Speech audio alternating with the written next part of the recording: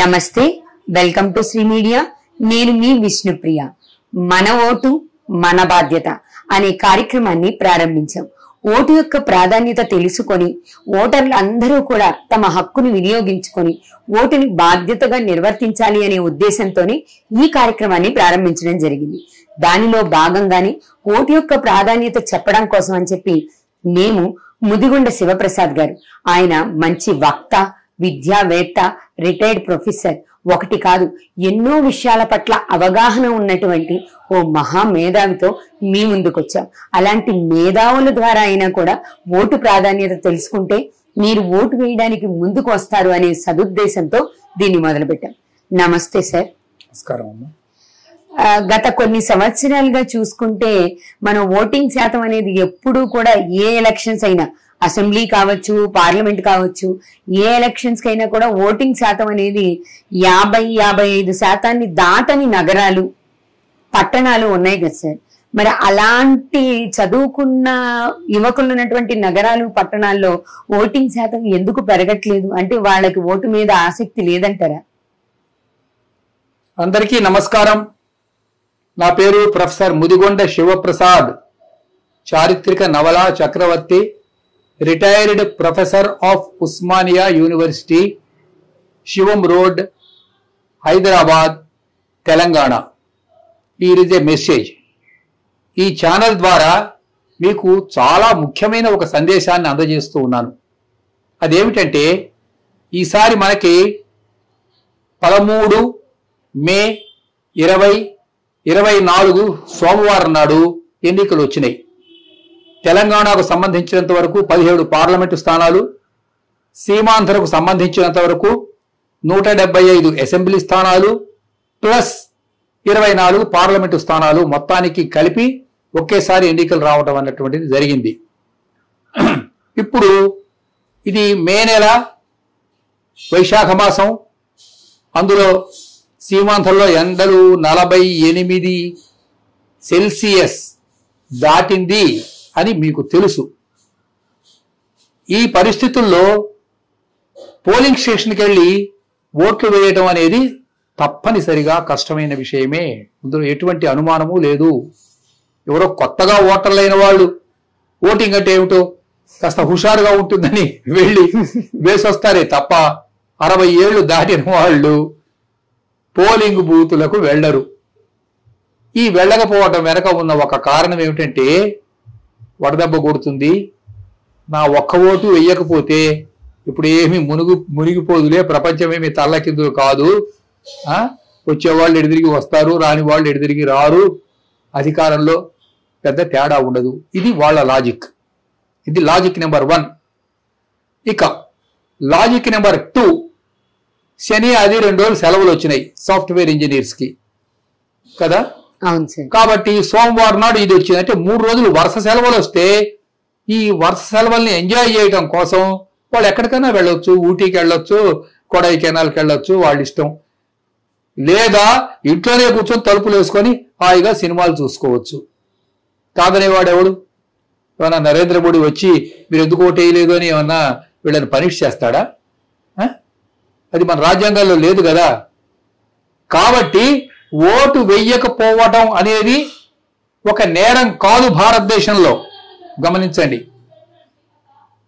అయితే ఇక్కడ మనం కొంచెం చారిత్రకంగా ఒక అంశాన్ని ఆలోచించాలి. మన చుట్టూ చాలా దేశాలు ఉన్నాయి. ఉదాహరణకు చైనా ఉంది. అక్కడ ఓటింగ్ ప్రక్రియ లేదు. అక్కడ ఊరికే నామకార్థం, నామినేషనే తప్ప ఎలక్షన్ ఉండదు, ఒకటి సెలక్షనే ఉంటుంది. అదేవిధంగా పాకిస్తాను, అక్కడ కూడా ఎన్నికలు ఒక పెద్ద బూటకం.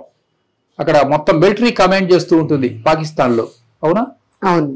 అదేవిధంగా మిగతా ఆఫ్ఘనిస్తాన్ అక్కడే ఉంది, అక్కడ తాలిబాన్ రూల్ ఉంటుంది. అంటే అవి మతరాజ్యాలు అంటారు వాటిని. అలాగే మయన్మార్, అక్కడ అమ్మాయి పేరు ఏమిటి, నోబెల్ బహుమతి వచ్చిన అమ్మాయి సూకీ, ఆ పిల్లని తీసుకెళ్లి జైల్లో పడేశారు, మాకు ప్రజాస్వామ్యం కావాలి అంటుంటే. అంటే ఏం జరుగుతున్నది అనమాట? అతిపెద్ద ప్రజాస్వామ్య దేశం భారతదేశం. కాబట్టి ప్రజాస్వామ్యంగా మనకు ఇచ్చినటువంటి రాజ్యాంగం, ఆ హక్కును మనం వినియోగించుకోకపోతే మన దేశం ఇంకొక ఆఫ్ఘనిస్తాన్ లాగా, పాకిస్తాన్ లాగా మారిపోతుంది కదా. ఇది పాయింట్ నెంబర్ 2. పాయింట్ నెంబర్ 3, అవునండి మీరు చెప్తారు ఉపన్యాసం బాగానే ఉంది, వడదెబ్బ కొట్టి మేము కింద పడిపోతే మమ్మల్ని ఎవరు రక్షిస్తారు? నారా చంద్రబాబు నాయుడు రక్షిస్తారా? లేకపోతే వైఎస్ జగన్మోహన్ రెడ్డి వచ్చి మా ఇంటికి వచ్చి మాకు ట్రీట్మెంట్ ఇస్తాడా? నిజమే, అది ఇట్స్ ఎ పాయింట్, కాదని నేను అంటలేదు. కాకపోతే ఓటు హక్కు మీరు వినియోగించుకోవాలి అంటే మీరు జీవించి ఉన్నారు అని అర్థం. ఓటు హక్కు వినియోగించుకోవడం లేదు అంటే మీ వేరే బౌట్స్ తెలియటం లేదన్నమాట కదా. అవును, మీరు జీవించి ఉంటే మీ ఓటు హక్కు మీరు వినియోగించుకోవాలి. నన్ను గనక అడిగినట్లయితే రాజ్యాంగంలో ఒక చిన్న మార్పు చేయాలమ్మా. ఏం మార్పు చేయాలి సార్? ఓటు వెయ్యని వాడికి 10,000 రూపాయలు జరిమానా, 4 రోజులు జైలు శిక్ష. అంటే ఓటు వేయకపోతే శిక్ష లేదు కాబట్టి దాన్ని అంత అలసత్వంగా తీసుకుంటున్నారని అంటారా? Correct. Compulsory voting should be introduced in our constitution. Okay, it is my opinion. Okay sir. Everybody should go subject to the a couple of exceptions.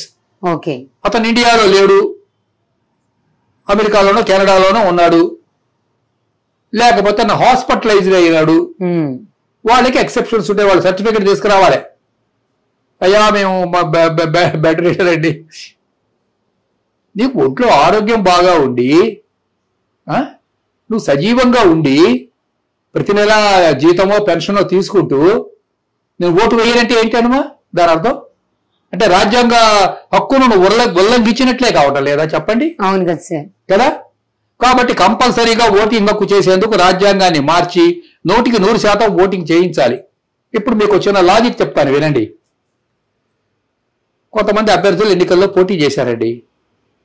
పోటీ చేస్తే ఇగో ఇక్కడ 4 అభ్యర్థులు ఉన్నారు, 1 2 3 4. ఈ 4 అభ్యర్థులకి మొత్తం 100 ఓట్లు. 100 అంటే 100 కాదు, అక్కడ 1,00,000 ఉంటాయి అనుకోండి. మీకు ఊరికే ఎగ్జాంపుల్ చెప్తున్నాను.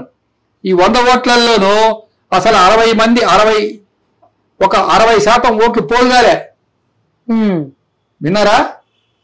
పోలైన ఓట్లన్నీ 40%. ఈ 40%లో ఇదిగో ఈయనకి ఒక 5 వచ్చినాయి, ఈయనకు ఒక 5 వచ్చినాయి, ఈయనకు ఒక 5 వచ్చినాయి, 5 3 15, 15 పోతే ఈయనకు ఒక 25 వచ్చినాయి. ఈ 25 వచ్చిన వాడిని డిక్లేర్ చేస్తున్నారు హీజ్ లీడర్ గా, నాయకుడిగా. ఇప్పుడు ఎన్ని ఓట్లు మొత్తం? 100లో ఇతనికి వచ్చినవి ఎన్ని? 25. అంటే 75% రాని వాడు లీడర్ అయిపోయాడు కదా. నిజంగా ఇది చాలా గొప్ప లాజిక్ సార్. మీరు చెప్తున్న దాని ప్రకారం 100లో కేవలం 25% ఓట్లు వచ్చిన వ్యక్తినే మనం నాయకుడిగా తీసుకుంటున్నాం. 75% మంది రిజెక్ట్ చేసిన వ్యక్తి నాయకుడు అయిపోతున్నాడు కదమ్మా. ఈ లాజిక్ గమనించండి. అంటే ఏ వ్యక్తికైతే 75 మంది నువ్వు మా నాయకుడు కాదంటున్నారో అతన్ని ఎన్నుకుంటున్నారు. ఇది పెద్ద ఎనామలీ. అంటే ఓటు వేయకపోవడం వల్ల వస్తున్నటువంటి తీవ్ర పరిస్థితి ఇది. ఇంకా రెండవ లాజిక్ చెప్తాను. 2 అభ్యర్థులు నిలబడ్డారు. ఈ 2 అభ్యర్థుల్లోనూ 2 మంచి బలమైన అభ్యర్థులే.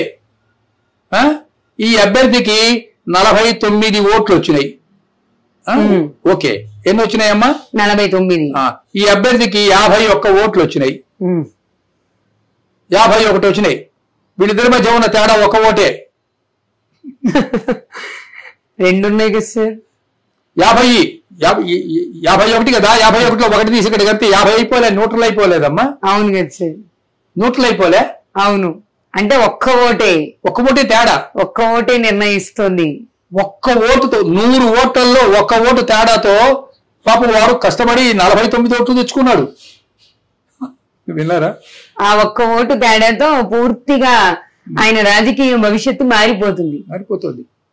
ఇది అంటే ఈ పార్టీ ఆ పార్టీ అనే చెప్పటంలే. ఇప్పుడు దేశంలో చాలా పార్టీలు ఉన్నాయి. ఇది మోడీ గారి పార్టీయా లేకపోతే ఇంకా జగన్ గారి పార్టీయా అని అట్లా నేను పార్టీల గురించి ఇప్పుడు ఈ సబ్జెక్ట్ లోనే చెప్పటంలే. ఓటింగ్ యొక్క ప్రక్రియలో ఉన్నటువంటి కొన్ని విచిత్రమైనటువంటి అనామలీని ఏమంటామని తెలుగులో కొన్ని అంతర్గత వైరుధ్యాలు మీకు చెప్తూ ఉన్నాను. ఓటు ఎంత ప్రాధాన్యం, ఆ ఒక్క ఓటు అనేది ఎంత ముఖ్యం అనే విషయాన్ని మీరు చాలా వివరంగా చెప్తున్నారు సార్. వివరంగా చెప్తున్నాను. కాబట్టి ఒక వ్యక్తి నేను రాకపోతే ఏమైపోయింది, నా ఓటు రాకపోతే మొత్తం ప్రపంచం మునిగిపోతుందా? ఎడుదిరిగి 40-45% వాళ్ళు ఎడుదిరిగి వేయటం లేదు కదా. ఆ వేసిన వాళ్ళు వేస్తారు. ఉదాహరణకి మీకు వచ్చేది ఎగ్జాంపుల్ చెప్తానమ్మా, మీరేమనుకోకండి. ఇప్పుడు నేనుంటున్న ఏరియా పేరు శివం రోడ్. ఈ శివం రోడ్ దగ్గర డిడి కాలనీ, ఇంకా కొంచెం యువతలే కనుక వచ్చినట్లయితే సెంట్రల్ ఎక్సైజ్ కాలనీ, ఇంకో కొన్ని కాలనీస్ ఉన్నాయి. వీటిని అలాగే బంజారా హిల్స్ ఉంది. బంజారా హిల్స్, వాటిని ఏమంటారు, జూబిలీ హిల్స్. ఇక్కడ వీటిని పోస్ట్ కాలనీస్ అంటారు. పోస్ట్ కాలనీ అంటే అర్థం ఏమిటి, ఇక్కడ అరిస్టోక్రాట్స్, పెద్ద ఫిల్మ్ స్టార్స్, ఇండస్ట్రియలిస్ట్, బాగా రిచ్ పీపుల్ వీళ్ళు ఉంటూ ఉంటారు, వ్యాపారవేత్తలు, ఇండస్ట్రియలిస్ట్. వీళ్ళలో ఎంతమంది ఓటింగ్కి వెళ్తున్నారమ్మా ఆలోచించండి. అదే కదా సార్, ఇక్కడ గ్రామాల్లో ఓటింగ్ శాతం ఎప్పుడూ ఎక్కువే ఉంటుంది. వాళ్ళు చదువుకోకపోయినా, వాళ్ళు ఆర్థికంగా బలంగా లేకపోయినా కూడా వాళ్ళు వెళ్ళి ఓట్లు వేస్తున్నారు. చదువుకున్న ప్రదేశాల్లోనూ బాగా ఆర్థికంగా బలంగా ఉన్న ప్రదేశాల్లోనే ఓటింగ్ శాతం ఎప్పుడు తక్కువగా కనిపిస్తుంది. ఇప్పుడు కాశ్మీర్ తీసుకుందాం. కాశ్మీర్ లో 10% 15% ఓటింగ్.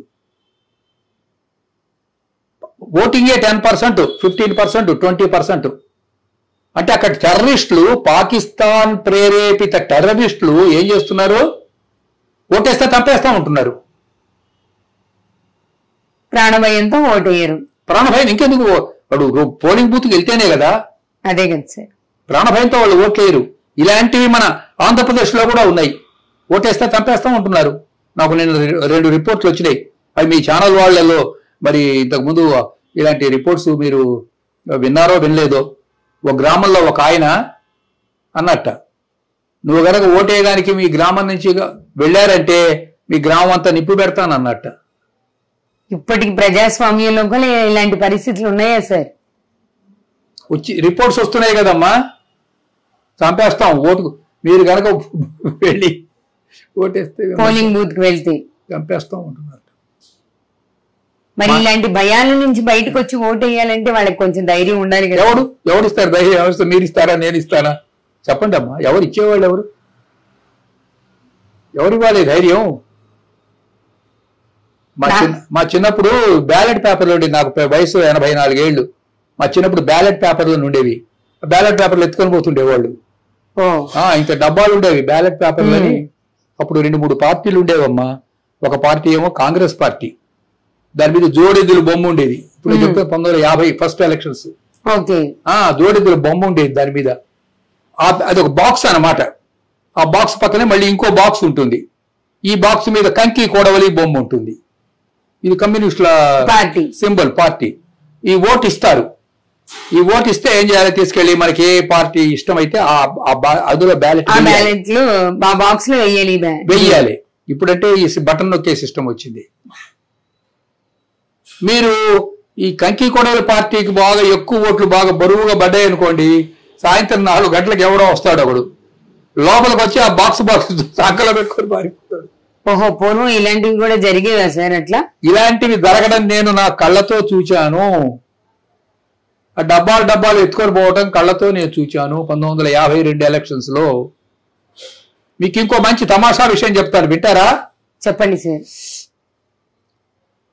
అంటే ఇప్పుడు మాట కాదు, అప్పటి మాట చెప్పంటారా? చెప్పండి సార్. మీ పాటకు మీ శ్రోతలు ఏమన్నా అనుకుంటారేమో. పర్లేదు, చెప్పండి. పర్వాలేదా?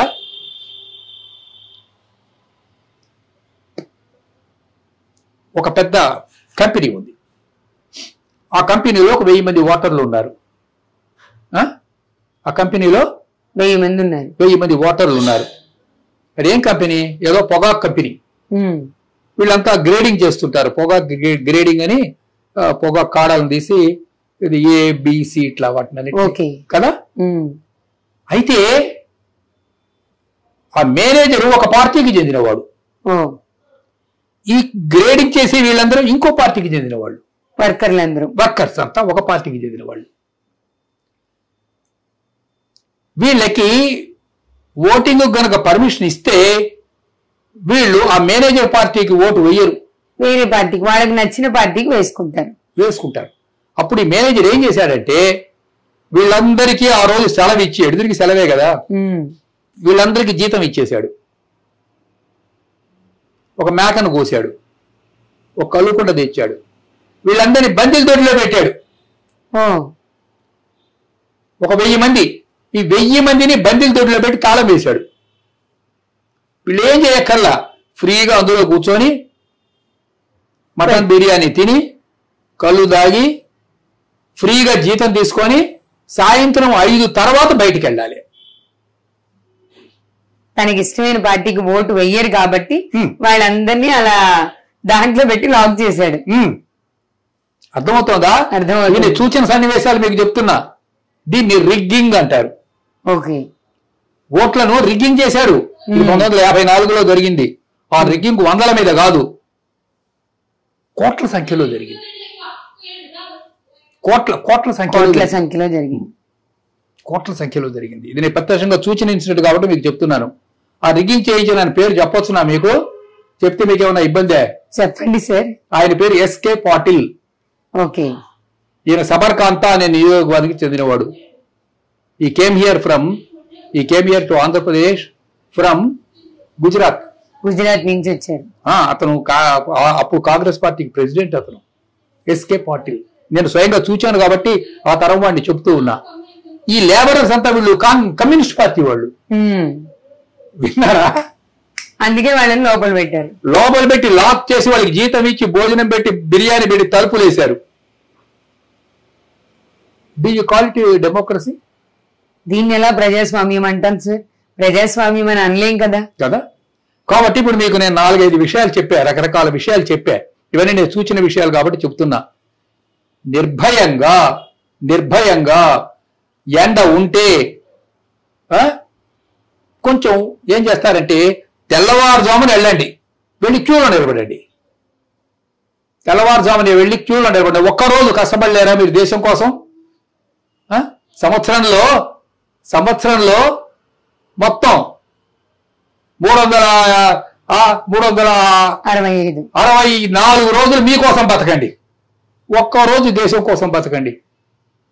తెల్లవారుజాము 4కు బయలుదేరండి, మొహం కొడుకొని వెళ్ళి క్యూలో నిలబడండి.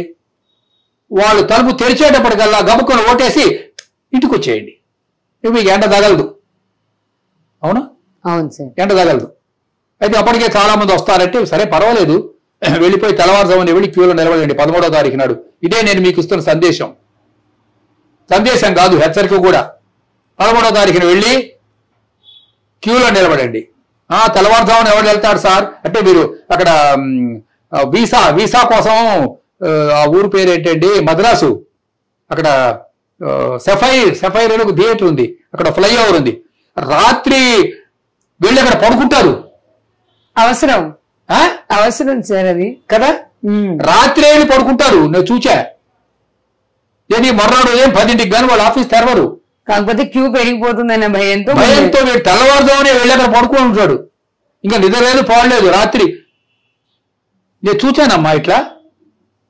మరి మీకు అంత అక్కడ ప్రేమ ఉన్నప్పుడు దేశం మీద ఆ మాత్రం భక్తి మీకు ఉండవలసిన అవసరం లేదా?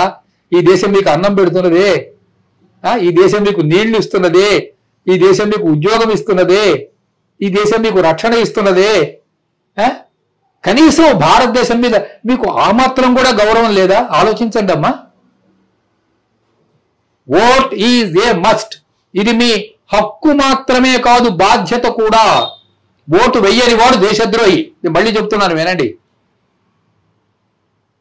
నా ఓటు లేకపోతే ఏమవుతుంది అంటే, మీ ఓటు లేదు అంటే అర్థం మీరు ఎలక్టరల్ రోల్స్ లో లేకపోవడం అని కాదు, మీ అస్తిత్వం లేదు అని అర్థం.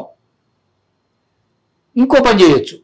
బాగా ఎండలు ఎక్కువగా ఉన్నాయండి, మేము పొద్దున్నే తెల్లవారుజాము లేచి, నేను ముసలివాడిని చేయలేను, ఉదయం కొంచెం నాకు అట్లా అలవాటు లేదు అంటే పోనీ సాయంత్రం వెళ్ళగలరా? వాళ్ళు 5 o'clock మూస్తారు కదా, తలుపేస్తారు డోరు. పోనీ సాయంత్రం 4 o'clock 4:30కి అప్పుడు వెళ్ళగలరా? వెళ్తే ఏం చేస్తారంటే వాళ్ళు, మీరు ఒక 100 మంది 4:30 తర్వాత వచ్చిన వాళ్ళందరినీ కాంపౌండ్ లో కూర్చోబెడతారు. ఒక 1000 మంది వచ్చిన కాంపౌండ్ లోనే కూర్చోబెడతారు. అంటే రాత్రి 9 అయినా సరే 5 లోపల ఆ కాంపౌండ్ లోకి వచ్చిన వాళ్ళందరికీ పర్మిషన్ ఇస్తారు.